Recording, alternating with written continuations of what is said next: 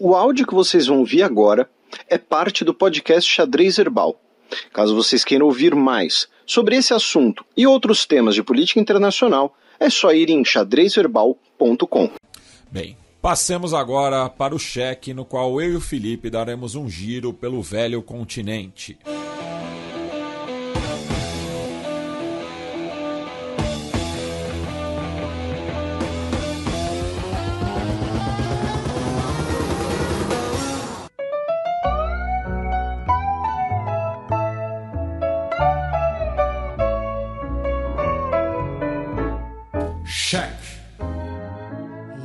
Castillo donde estaba cuando caíste en desgracia, el que siempre acompañaba tus momentos de viudez. Rishi Sunak sucede a Alface e é o novo primeiro-ministro do Reino Unido. A autoria da manchete é minha. E o Rishi Sunak, né, foi escolhido o novo premier britânico. E aí, meu caro Matias, eu queria ilustrar aqui uma coisa. Na semana passada, a gente falou que o Partido Conservador Britânico, para evitar, né, gritos e pedidos por eleições gerais, como a gente repercutiu algumas delas no programa passado, escolheria, né, buscaria um candidato de consenso para escolher logo um premier e abafar esses pedidos por eleições. Entre a renúncia do Boris Johnson e a posse da Liz Truss, foram 45 dias, meu caro Matias. Entre a renúncia da Liz Truss e a posse do Rishi Sunak, foram 5 dias, sendo que desses teve um fim de semana. Então, assim, foi uma correria para eleger alguém logo, mais rápido possível, e aí usar aquela manobra, né, de que se os parlamentares apoiassem apenas um nome, não teria voto, não teria eleição interna do partido. Então, todo mundo combinou ali de apoiar o Rishi Sunak e pronto, ele virou agora o primeiro-ministro do Reino Unido. O Boris Johnson, né, chegou a ir para Londres, né, no meio ali de uma folga que ele estava, né, supostamente para tentar uma articulação, para voltar ao cargo, mas, né, falaram, olha, Boris, não dá para você, quem sabe um dia, mas agora, né, ia pegar muito mal, então vamos todo mundo no Rishi Sunak logo de cara. O Rishi Sunak, a gente falou um pouco dele, né, porque ele foi o vice, ele ficou em segundo lugar no processo que escolheu a Liz Truss. Ele é a primeira pessoa de origem asiática a ocupar o cargo, ele que é filho de indianos, a primeira pessoa não branca. Só que assim, é importante destacar também, não é que ele é filho de 2 indianos migrantes que começaram do zero. Não, a família dele fazia parte da elite colonial do Quênia. Então, a família dele era uma família importante na lógica do Império Britânico. Ele tem uma fortuna aí na casa dos 700 milhões de libras esterlinas.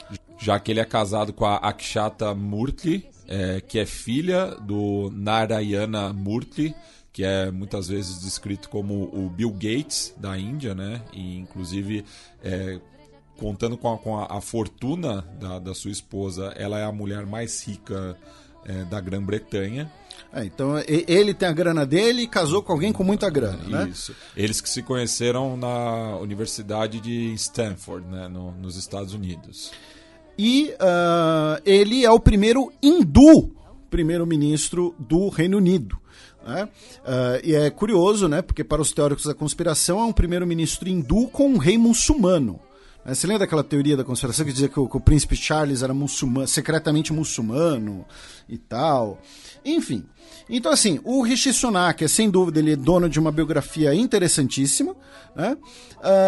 E agora, a principal tarefa dele nos próximos 2 anos vai ser, primeiro, tentar equilibrar as contas do Reino Unido, porque você tem o legado do Brexit, tem a questão da pandemia, tem uma inflação galopante, aí teve o mini orçamento desastroso da Liz Truss que derreteu o valor da Libra, e segundo, salvar o próprio Partido Conservador. né? Porque vamos lembrar, pelas pesquisas, se nós tivéssemos eleições hoje, o Partido Trabalhista caminharia por uma vitória histórica sobre os conservadores. Então ele vai ter essas duas tarefas aí nos próximos 2 anos, de tentar equilibrar as finanças do Reino Unido e tentar salvar o Partido Conservador. E, Felipe, mas só para complementar também essa relação matrimonial, né? O Rishi Sunak, que foi, né, como é mesmo o nome pomposo pro cargo do Tesouro? É o chanceler... chanceler do Exchequer. Enfim.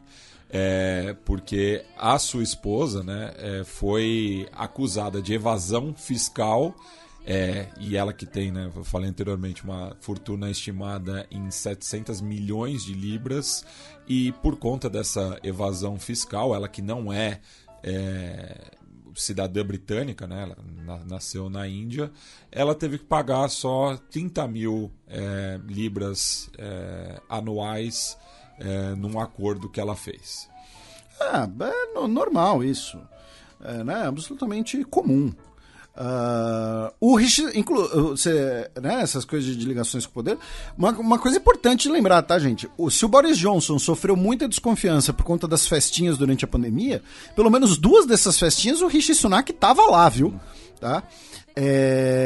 Enfim, então ele tem essa questão de salvar o Partido Conservador e salvar as finanças britânicas. A questão é que, pela orientação, pelo pouco que eu li sobre o Rishi Sunak, o caminho que ele provavelmente vai adotar para salvar as finanças britânicas não é um caminho do ponto de vista eleitoral bom para o Partido Conservador. Por quê? Teve até gente que ficou, né, reclamou, porque quando eu postei sobre o assunto essa semana no Twitter, eu falei, né, o admirador de Margaret Thatcher será o primeiro-ministro empossado pelo Charles III. Né? Embora ele ainda não tenha sido coroado, ele é o rei. E aí teve gente que falou, não, mas só porque ele é conservador, ele é admirador da Margaret Thatcher, nem todo integrante do Partido... Não, nem todo integrante do Partido Conservador Britânico é admirador da Margaret Thatcher. Mas o Rishi Sunak é. A carreira econômica dele foi ligada à ala thatcherista, admiradora da Margaret Thatcher dentro do Partido Conservador.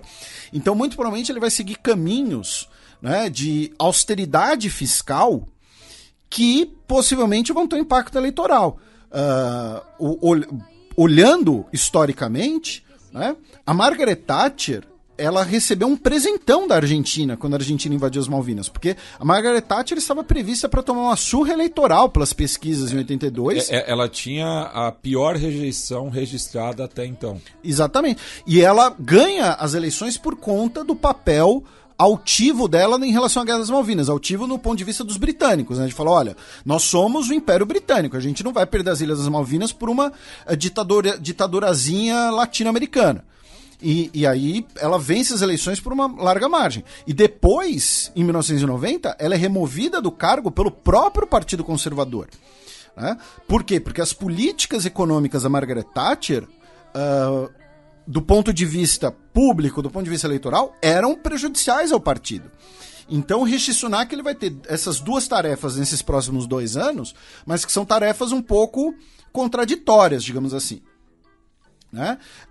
Ele já promoveu algumas mudanças, né, no seu gabinete, né, no gabinete herdado da Liz Truss, inclusive, né, ou seja, fez o seu gabinete propriamente dito. Teve a sua primeira conversa por telefone com o Joe Biden, se comprometeram a manter o apoio à Ucrânia, lembrando que o Rishi Sunak, então, quando ministro da Economia, né, o chanceler, ele se opunha àquela proposta dos Estados Unidos de criar um imposto global digital, ele se opunha a isso, mas aí teve essa conversa com o Joe Biden, e dentre essas mudanças de gabinete, né, que ele fez, o mais interessante, que é importante destacar, é que ele anunciou que não vai à COP27 no Egito, né, a Conferência do Clima no Egito, daqui a algumas semanas. E mais do que isso, os 2 representantes de nível de gabinete do governo ligados a questões climáticas não vão mais comparecer às reuniões de gabinete de alto nível. Tá? No caso, Alok Sharma, que foi, né, presidente da COP26, e o ministro de Mudanças Climáticas, Graham Stuart. Eles vão continuar nos seus postos, mas o posto em si foi, entre aspas, rebaixado. Tá? Não vão participar das principais reuniões. Então, a agenda climática, em relação à agenda climática, ele já deu um recado muito claro, né, que não liga muito para isso. E o novo secretário de Relações Exteriores do Reino Unido, James Cleverly, né, ele foi criticado essa semana também, porque pouco tempo depois, né, da posse do Rishi Sunak, ele pediu que os torcedores britânicos que forem à Copa do Mundo no Catar, né, devem respeitar os costumes locais e se conter, né, de comportamentos. E, especificamente, ele nomeou, né, os fãs homossexuais, né, dizendo que eles estarão seguros, que eles devem curtir o evento, porém devem se comportar de acordo com os costumes locais. Sendo que o próprio capitão da seleção inglesa, o Harry Kane, atacante do Tottenham, junto com outros capitães de seleções europeias, já anunciou que vai usar a tarja de capitão com a bandeira do arco-íris. Como um protesto, inclusive. O Harry Kane, que é um dos melhores centroavantes ruins do mundo. Brincadeiras à parte, a gente continua no Reino Unido e vamos agora para a Irlanda do Norte, na verdade, já que o parlamento local, o Stormont, continua travado. Por quê? Porque o Sinn Féin, né, que é o partido de esquerda republicano que defende a união das Irlandas e uma república separada do Reino Unido, é o maior partido. Em segundo lugar está o Partido Unionista, conservador, que defende os laços com o Reino Unido. E eles não conseguem, né, ou formar uma maioria, nem formarem um executivo de partilha de poder, ou de revezamento de poder. Nesse caso... eu digo, nessa semana, o Partido Unionista Democrático, na sigla em inglês o DUP, rejeitou, né, o acordo, porque eles querem anular aquele acordo da fronteira pós-Brexit, né, que coloca a fronteira da Irlanda no mar. Eles querem anular esse acordo porque eles são justamente unionistas, eles não querem uma fronteira interna ao Reino Unido nessa retórica. E por conta disso, boicotaram a sessão do parlamento, e aí teremos novas eleições para o parlamento regional na Irlanda do Norte em breve. Antes da guerra, meu caro Matias, a gente vai girar com algumas notícias europeias, né? E aí da Irlanda a gente pega um barquinho e vamos até Espanha, já que o governo espanhol anunciou na última sexta-feira que 33 títulos de nobreza, né, que foram concedidos pelo ditador Francisco Franco, serão anulados. Tá? Isso afeta especialmente os descendentes do Franco e dos seus principais generais, incluindo 2 netos do Francisco Franco. Tá? Então vão perder os títulos de nobreza. Ou seja, né, vão tirar os títulos de faz de conta, porque, né, não, eu sou duque, não sei, legal, cara, parabéns. Eu sou rei da porra toda no Vitória 2. Esse é meu título. Inclusive, eu não tenho LinkedIn. Mas no meu Facebook, e se eu tivesse LinkedIn, estaria que eu sou o Basileus do xadrez herbal. Basileus era o título oficial do Alexandre o Grande. De basilar. Né? Porque eu sou, em vez de CEO em founder, é Basileus. Então pronto, vai tirar o título aí de faz de conta. Mas uma boa notícia vindo da Espanha. A gente cruza os Pirineus, meu caro Matias, onde o parlamento francês tentou 3 vezes, né, um voto de desconfiança contra a primeira-ministra Elisabeth Borne. Né? Lembrando que o primeiro-ministro na França é o chefe dos ministros. Né? E o voto, né, ele foi proposto por uma coalizão curiosa, né? Porque de um lado estava o Encontro Nacional, né, o Reunião Nacional, que é o bloco da Le Pen, e do outro lado estava a Nova União Popular Ecológica e Social, né, que é a coalizão de esquerda do parlamento, que envolve o França Insubmissa, do Mélenchon, o Partido Socialista, o Partido Comunista, os Verdes, Então houve ali uma reunião do bloco da esquerda radical com o partido da extrema-direita em tentar um voto de desconfiança contra Elizabeth Borne 3 vezes, mas não conseguiram. O detalhe é que, assim, foi por uma margem relativamente pequena no início, né? Então, é interessante notar isso. Só que também é interessante notar que, embora os dois tenham proposto isso, olha só que curioso, o bloco de esquerda não votou com o bloco da extrema-direita. Porque, assim, teve a moção de desconfiança promovida pelo bloco de esquerda. E aí 239 votaram a favor. Depois teve a moção de desconfiança votada pelo bloco da direita. E só 90 votaram a favor.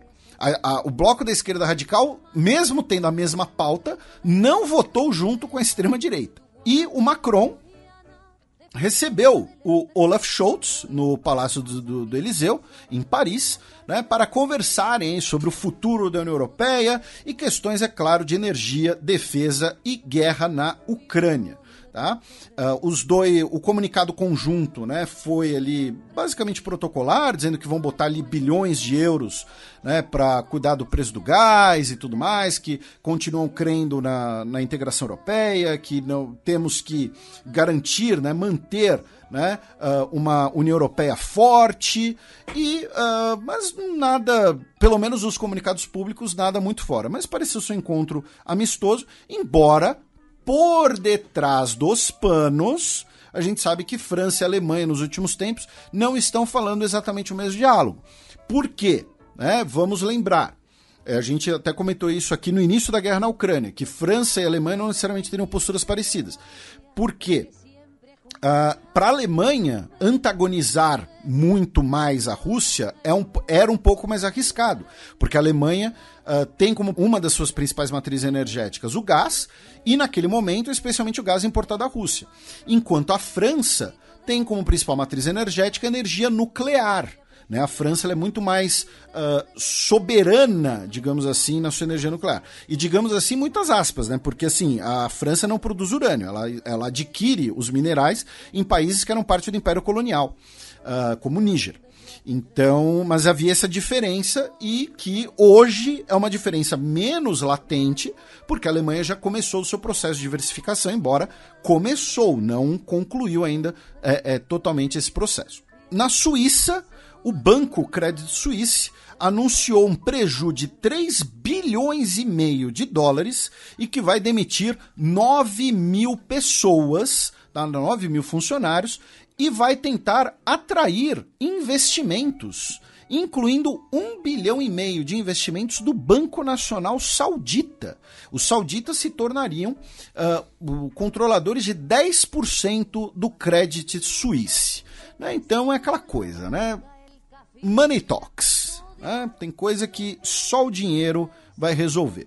Mas eu achei curioso, né? Porque 1 bilhão e meio... Na verdade é 1 bilhão e meio de francos suíços, né? Acho que eu falei de dólares, mas é 1 bilhão e meio de francos suíços. Franco suíço vale um pouco mais. Mas assim, 10% do Credit Suisse por 1 bilhão e meio de dólar, de francos suíços apenas, né? Apenas colocando nessa escala, né? Então assim, liga pro Jeff Bezos. Sim, o Elon Musk pagou 40 bilhões no Twitter, amigo. Né? E o Twitter não gera tanto dinheiro assim, o Twitter não tem botão de lavagem rápida. Sei lá.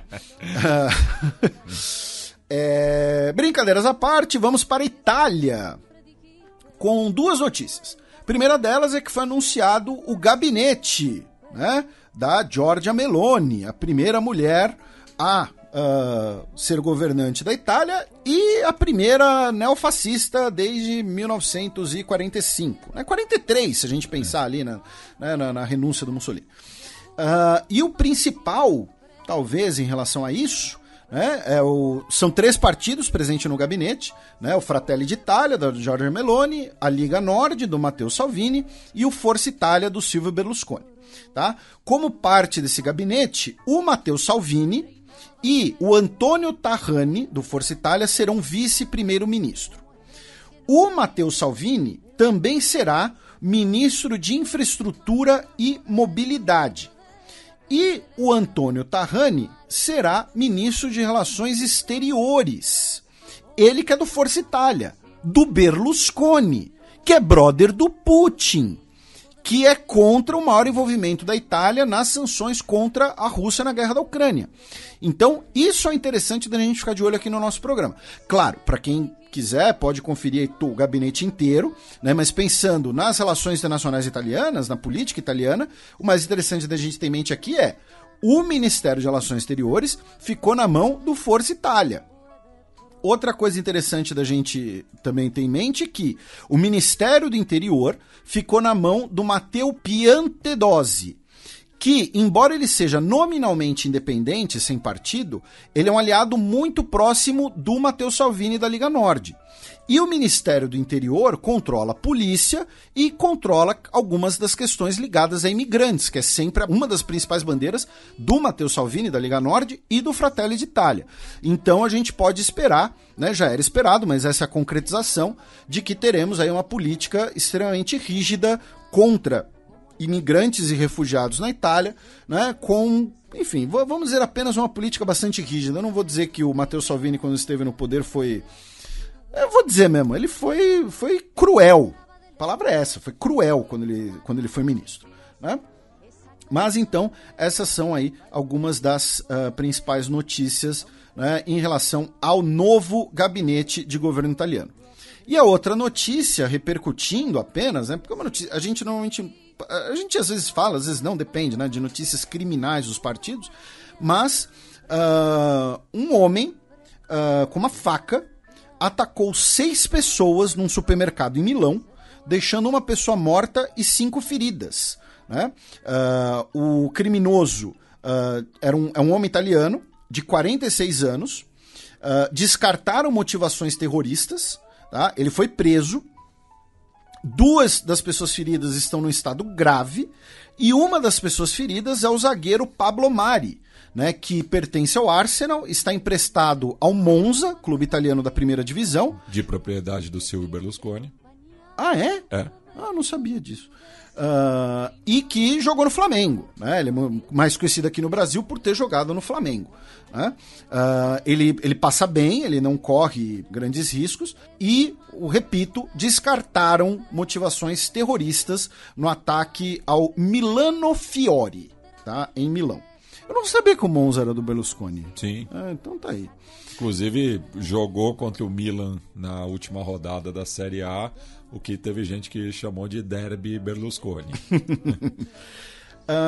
Da Itália, a gente vai passar rapidamente por San Marino, né, já que San Marino confirmou o seu primeiro caso de monkeypox, de varíola dos macacos, né, no último dia 20 de outubro, tornando-se o mais recente país a registrar um caso desses, né? Lembrando que San Marino foi, per capita, né, uma das regiões, né, um país, né, que mais sofreu no início da pandemia de Covid-19, né, proporcionalmente per capita.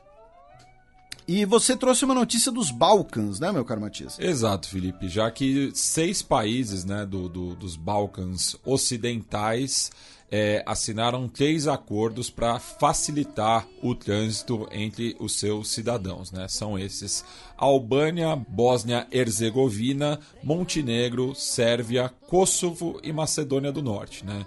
Então, da antiga Iugoslávia só não estão Croácia e Eslovênia, esses 2 porque fazem parte da União Europeia, né? E esses acordos tiveram como observadora, né, a ministra dos Negócios Estrangeiros alemã, a Annalena Baerbock, né, e que ela acabou declarando, né, de uma forma bem descritiva, né, que os jovens da Bósnia e do Kosovo poderão visitar-se mutuamente sem vistos. Um estudante montenegrino poderá estudar para um mestrado em Tirana após a graduação. E um arquiteto da Macedônia do Norte poderá trabalhar na Sérvia sem muita burocracia, né? E ela também, né, encorajou o governo sérvio a alinhar-se com as decisões políticas europeias, sobretudo em questões como a emissão de vistos, mas principalmente as sanções do bloco contra a Rússia. Então esperemos aí que seja o primeiro passo rumo à restauração da Iugoslávia. Brincadeira até porque a Albânia não fazia parte. E na Bósnia, né, depois da recontagem com denúncias de fraude, o Milorad Dodik, né, o líder fascistoide, né, dos bósnios sérvios, foi confirmado, né, como vencedor, como presidente da República Srpska, né, a entidade sérvia dentro da Bósnia, né, parte da Federação da Bósnia-Herzegovina. Ele que era anteriormente o representante bósnio na presidência tripartite do país, mas preferiu concorrer ao cargo local. Por quê? Porque aí, com o cargo local, ele vai poder incentivar ainda mais o separatismo dos sérvios dentro da Bósnia.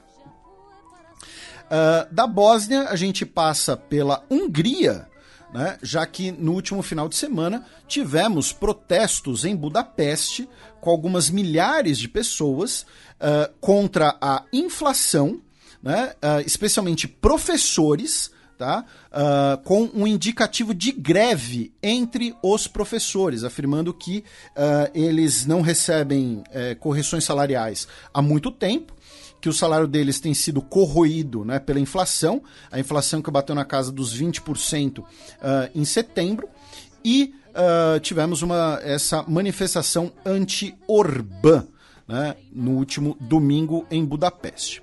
De lá vamos para a Alemanha, já que na última quarta-feira foi proposto no Bundestag, né, o Parlamento Federal Alemão, uma proposta para regulamentar o uso recreativo da cannabis na Alemanha. Tá? Porém, todavia, entretanto, contudo, mas o projeto ele precisa ser avaliado pelas comissões do Parlamento Alemão e também por uma comissão da União Europeia. Então ele provavelmente só vai ser votado em 2024. Tá? Mas foi apresentado agora com apoio do ministro da Saúde, o Karl Lauterbach. Aproveitando, parabéns ao Conselho Federal de Medicina por ter feito a obrigação e retirado, né, aquela determinação absurda sobre o receituário de canabidiol, que a gente comentou no último programa como um pequeno editorial. Agradecemos a todos os nossos ouvintes que manifestaram apoio, que disseram que gostaram do que falamos, que compartilharam eventualmente alguns episódios particulares, né? Não vamos aqui expor ninguém, nem falar nomes, né, de familiares e tal, mas também tivemos muitos ouvintes médicos comentando, alguns comentaram lá no Twitter, o CFM não me representa. Inclusive, uma das pessoas que comentou é uma ouvinte nossa que tem um nickname sensacional, que eu já elogiei antes, que ela, imagino que se chama Amanda, né, e o nickname dela é Amandalorian. Então, ela foi uma das que comentou sobre isso. Então, dentre várias pessoas, um abraço também para nossa querida Carol Koenig, que sempre nos ajuda com a minutagem e tal. Enfim, então, parabéns ao Conselho Federal de Medicina por fazer a obrigação e consertar a burrada que fez. Da Alemanha, nós vamos para os Países Baixos, né? Já que temos aí a lista tríplice para substituir o professor Cansado Trindade na Corte Internacional de Justiça, que faleceu em maio de 2022. Né? Quem nos trouxe a notícia foi a nossa querida ONU Lulu, a nossa querida Ana Luísa de Moraes Campos, que faz tempo que não participa aqui do programa, infelizmente, mas por razões profissionais, razões da pandemia e também razões, né, de ela e Euclides terem o bebezinho deles. Mas agora teremos, né, o processo de substituição com a lista tripartite composta pelo Leonardo Nemer Caldeira Brandt, né, mineiro, nascido em Belo Horizonte. Será que tem parentesco com o Fernando Brandt? Eu não faço a mínima ideia. Não. O Paulo Borba Casselha, nascido em São Paulo, né, que é professor da USP, inclusive. E, finalmente, temos o nome do Marcelo Gustavo Cohen, que é cidadão argentino, nascido em Rosário, porém ele é residente suíço. Ele leciona em Genebra, no Institut de Droit International. Então, um desses três, né, 2 brasileiros e um argentino, sairá o substituto do professor Cansado Trindade.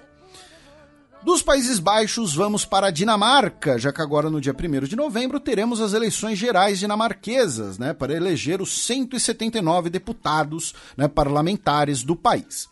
Lembrando que por que o governo da Dinamarca caiu? Por causa dos minks, né, os visons.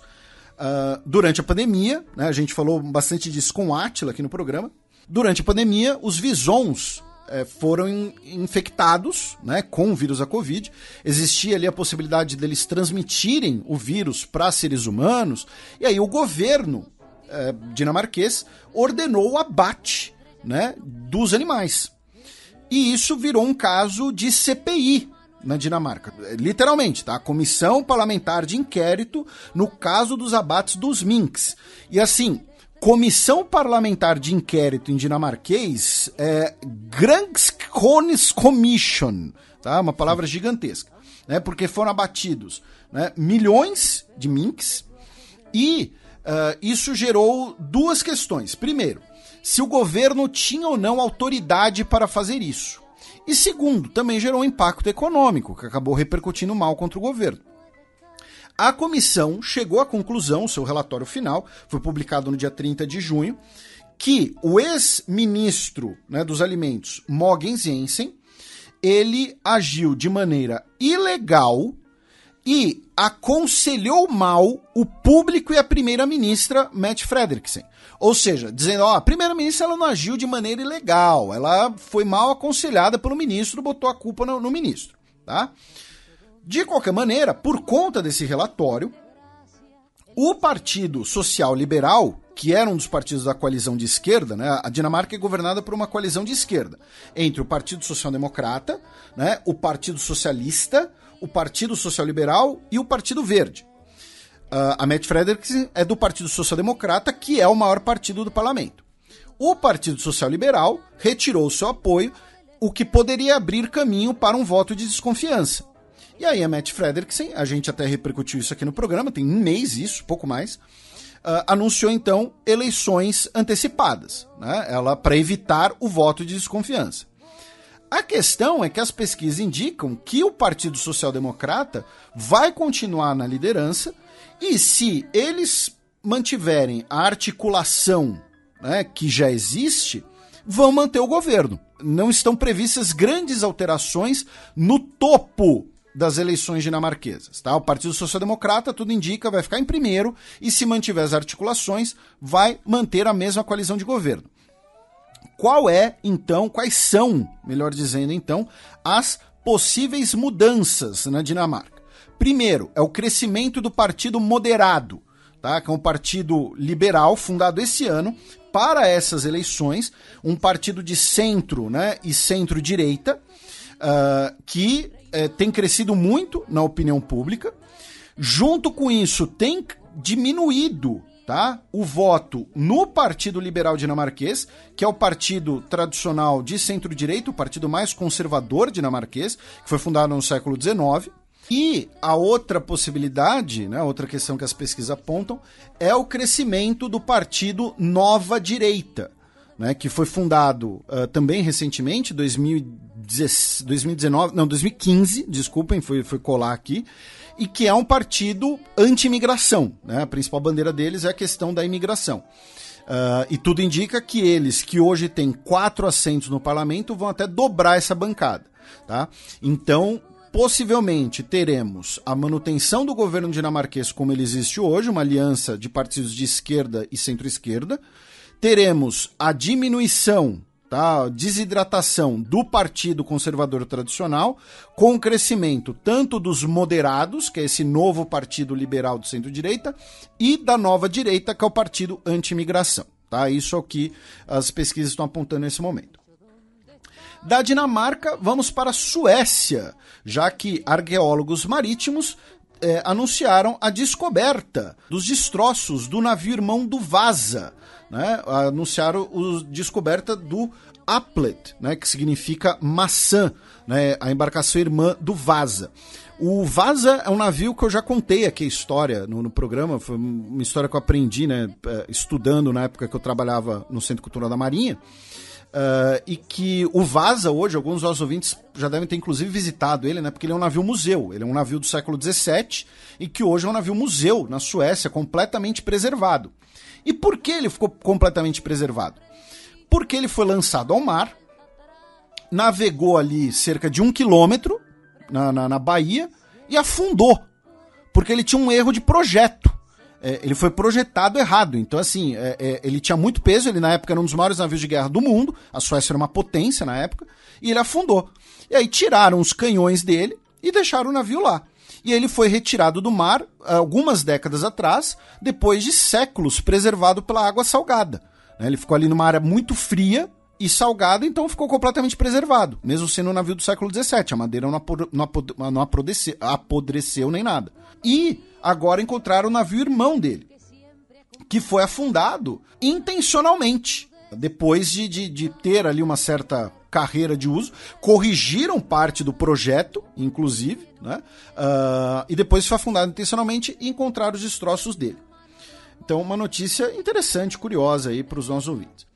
Falando em notícias europeias, antes da gente ir para a guerra, né, o Joseph Borrell, o alto representante da União Europeia para assuntos internacionais, decidiu vir até a selva. Né? Ele, né, se você não entendeu, é porque ele disse que a Europa é um jardim e o resto do mundo é uma selva. Ele visitou a Argentina, né, onde ele se encontrou com... Mas daí o Alberto Fernandes discorda. Que é uma selva. Porque eles vieram de barco. Vieram do barco, Pois é. Será que o Joseph Borrell veio de barco? Acho que não, acho que ele deve ter ido de avião. Mas ele deve ter um encontrinho ali de ideias. Se encontrou com o Alberto Fernandes, né, tiveram ali uma ótima conversa em castelhano, né, um espanhol argentino, né, falaram da importância, né, das relações comerciais. E o Borrell pediu pela aprovação do acordo de livre comércio entre Mercosul e União Europeia. Borrell, antes de tudo, você tem que falar com os brothers aí na Europa, porque o parlamento francês já tesourou, o parlamento neerlandês já tesourou. Então, assim, não depende do Alberto Fernandes. Tá certo que o Alberto Fernandes não é um grande apoiador do acordo de livre comércio entre União Europeia e Mercosul, pelo contrário, mas não depende dele, né? E a outra notícia é que o Banco Central Europeu elevou a taxa de juros em 0,75 ponto percentual, né, por conta aí da questão da inflação recorde na União Europeia. Tá? E nos últimos 3 meses foram 2 pontos de aumento no total. Aí, meu caro Matias, a gente continua na Europa e vamos fazer um breve giro pela guerra na Ucrânia. Né? Primeiro, no início dessa semana, o governo russo acusou o governo ucraniano de estar preparando o uso de uma bomba suja. Né? E isso foi especulado ali como um preparativo para uma operação de bandeira falsa pela Rússia, rolou ali uma troca de acusações, a Ucrânia negou qualquer desenvolvimento de uma bomba suja. Esclarecendo para os nossos ouvintes, o que é uma bomba suja? Uma bomba suja é um explosivo convencional de alta capacidade que recebe uma adição, né, que é justamente sujado, né, enlameado, seria uma tradução mais literal, com algum material radioativo ou químico. Então não é uma bomba atômica, não é uma arma química, é um explosivo convencional que recebe essa adição para, né, então você poluir uma região com radiação, você afetar pessoas com radiação, com alguma contaminação, tá? Enfim, a Rússia acusou a Ucrânia de estar preparando o uso de uma bomba suja, a Ucrânia negou e disse que a Rússia que na verdade estaria querendo abrir caminho para o uso de uma arma nuclear, algo do tipo. Também em relação ao fronte, a Rússia anunciou hoje, sexta-feira, que está encerrando a mobilização, já que a meta de 300 mil homens foi atingida, segundo o governo russo, antes do previsto, e que agora eles estão passando por processo de treinamento e que cerca de 1/3, um pouco mais de 1/4, na verdade, já foram enviados para o fronte, tá? E outra notícia também do front, também de hoje, é que a Rússia retomou a ofensiva na cidade de Bakhmut, que fica no Oblast de Donetsk. Tá? Ela havia sido controlada pela Rússia. Tivemos como parte da contraofensiva ucraniana, os ucranianos chegaram a cercar a cidade e agora os russos estão realizando uma contraofensiva para retomar a cidade, que é um hub, né, usando um termo em inglês bem babaca, né, é um hub importante, um encontro de rodovias na região. Saindo de notícias do front, passando rapidamente por algumas notícias geralzonas, meu caro Matias, tivemos mais um acidente aéreo envolvendo um caça russo. Um Sukhoi 30 caiu na cidade de Irkutsk, na Sibéria. Os 2 pilotos morreram e não tivemos mortes em solo. Tá?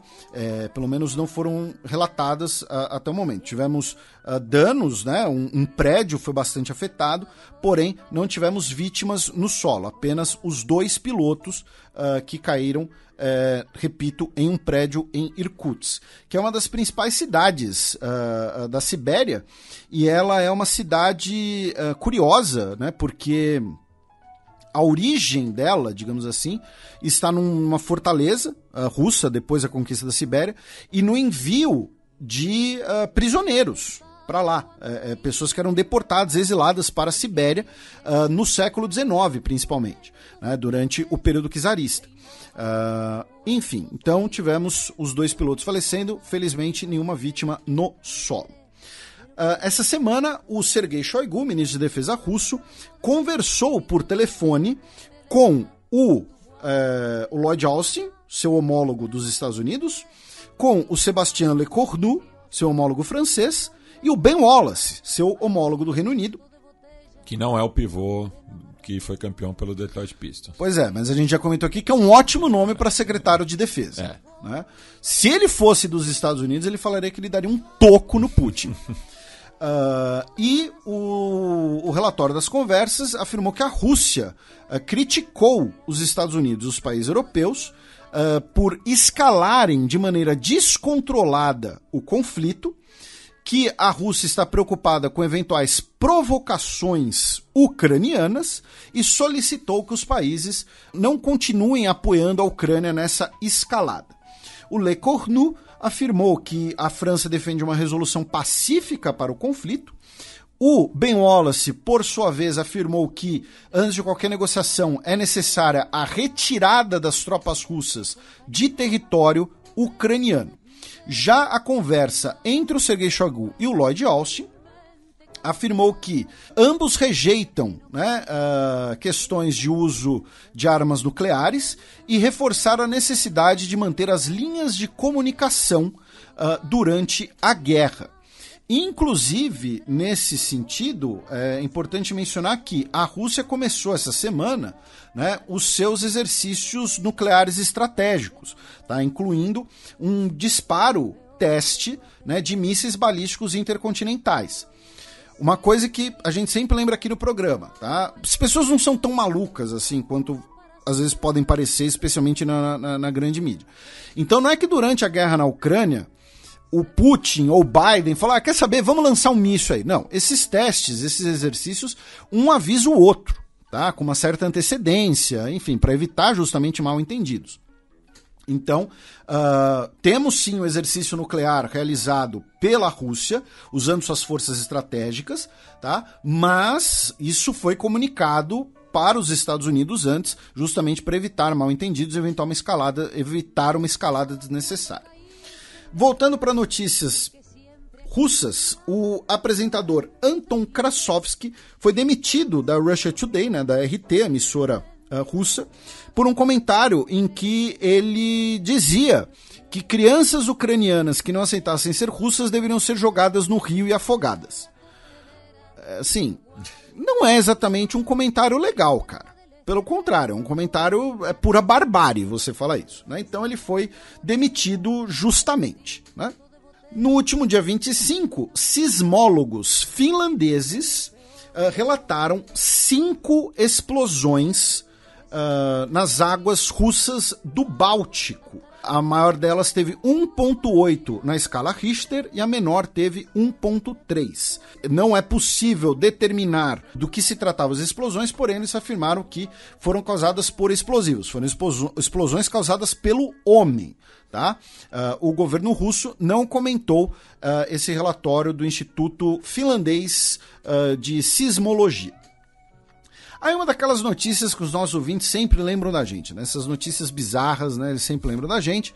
É curioso o tanto de comentário no Twitter, no Instagram, assim, que as pessoas falam, não, eu gosto de ouvir o Xadrez Herbal para fugir do noticiário brasileiro.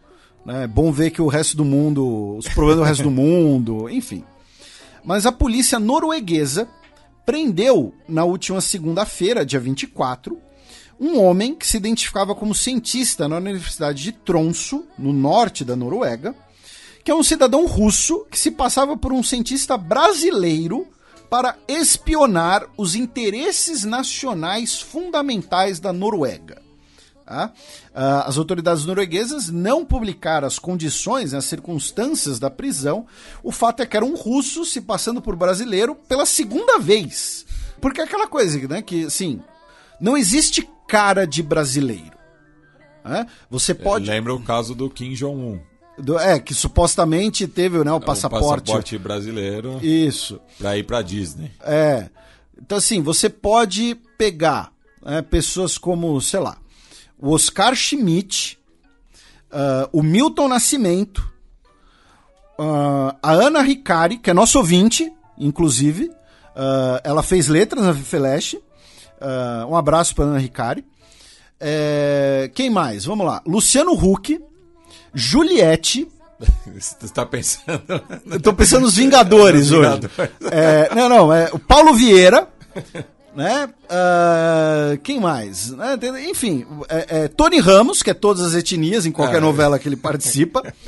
Né? Enfim, você pode pegar, né? Então, novamente, o Milton Nascimento, o Chico Buarque, o Lô Borges, o Tim Maia, todos eles são brasileiros. Então, o cara usar o passaporte brasileiro para se passar, né, como disfarce, é plausível para basicamente qualquer nacionalidade. Porque um paranaense é quase um russo. Então, né, aí gera essas notícias esquisitas. O governo ucraniano solicitou que os nacionais ucranianos que puderem não voltem ao país antes do inverno, devido às políticas de racionamento de energia que serão necessárias devido aos ataques russos na infraestrutura energética do país. Tá? Lembrando que o governo ucraniano afirmou que cerca de 30% da infraestrutura energética ucraniana foi afetada pelos ataques mais recentes. Nessa semana, o Charles Michel, presidente do Conselho Europeu, está realizando um tour pela Ásia Central. Tá? Ele foi ao Cazaquistão, mas se encontrou com líderes de Cazaquistão, Quirguistão, Uzbequistão, Tadiquistão e Turcomenistão, as 5 ex-repúblicas soviéticas da Ásia Central, né? Os 5 ex-estão soviéticos. E dizendo que está trazendo uma mensagem de compromisso europeu com a região. Claro, buscando ali se contrastar com a proeminência e influência russa na região. Recentemente a gente até falou aqui, né, do líder do Turcomenistão que descascou Putin na frente de todo mundo lá em Astana, dizendo que a Rússia não bota dinheiro na região. Outra notícia muito curiosa que eu vi esses dias, não exatamente uma notícia, né, um cálculo, que autoridades do Tajiquistão dobraram a previsão do crescimento econômico do país para esse ano devido ao volume de chegada de mão de obra especializada da Rússia, afirmando que muitos engenheiros russos foram para o país fugindo da consequência da guerra, muito profissional de TI. Então o Tajiquistão dobrou a sua previsão econômica para esse ano. Enfim, então Charles Michel vai falar, olha gente, a Rússia é feia, malvada, boba, cara de melão, e vocês podem fazer negócios com a gente está aqui interessados aqui nos seus recursos. Ontem, quinta-feira, dia 27, a Polônia derrubou 4 monumentos soviéticos que celebravam, né, a libertação da Polônia da ocupação nazista na Segunda Guerra Mundial. Lembrando que na Polônia né? Você já tinha essas políticas de retirar esses monumentos desde o início do século XXI, né? Especialmente pelo Instituto de Memória Nacional, que é o IHGB da Polônia, e que tem um forte componente de construção de uma história nacional, contrastando a Polônia com a Rússia, especialmente, né? A libertação da Polônia perante a Rússia. E uma retórica anticomunista também. Porque uma acaba sendo associada ao outro, né? Porque a Polônia foi dominada pela Rússia em diversos períodos. E um deles, para eles, é o período pós-Segunda Guerra Mundial, quando era a União Soviética. Então as duas coisas acabam dialogando, né? Então tivemos essa remoção e, finalmente, a Coreia do Sul, hoje, dia 28 de outubro, negou que esteja enviando qualquer tipo de armamento à Ucrânia. Porque ontem o Putin participou de uma conferência de imprensa, inclusive ele falou que o importante é respeitar os resultados das eleições brasileiras, porque ele tem boas relações tanto com o Bolsonaro quanto com o Lula. Ele citou alguns intelectuais russos, né, na sua entrevista, enfim, alguns intelectuais nacionalistas russos, inclusive, e ele comentou que diversos países estão enviando armas à Ucrânia, que é uma guerra da Rússia contra o Ocidente, e citou a Coreia do Sul. E a Coreia do Sul hoje respondeu dizendo que não enviou e não enviará nenhum tipo de armamento à Ucrânia. Envia apenas assistência pacífica, como medicamentos e capacetes. Tá? Então a Coreia do Sul hoje negou esse envio.